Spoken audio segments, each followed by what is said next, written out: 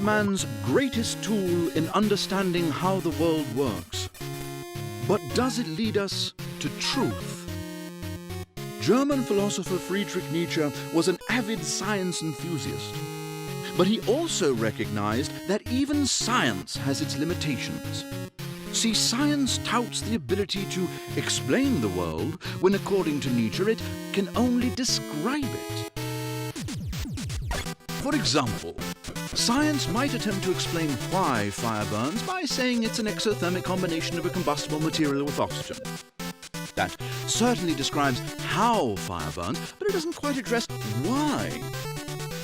As in, why does fire exist the way that it does? Although science has allowed us to describe the world in greater detail, we're still completely clueless as to the meaning behind it all.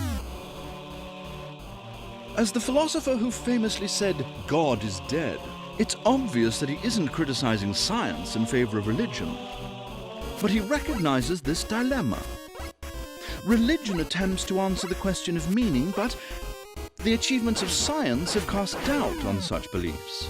Science may try to fill this void of meaning, but it can't.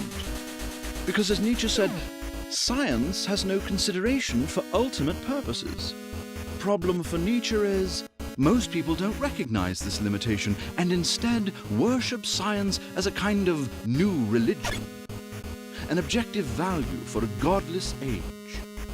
Just turn on the telly, and you'll see how even science can become evangelized. And that is a scientific fact.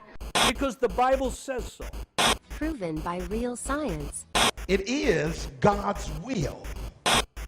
Nietzsche dares us to take a step further, to not only think critically of religion, but to think critically of knowledge itself.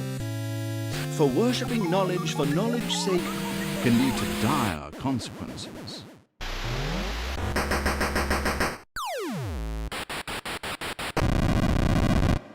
As he said, man shouldn't be the servant of knowledge.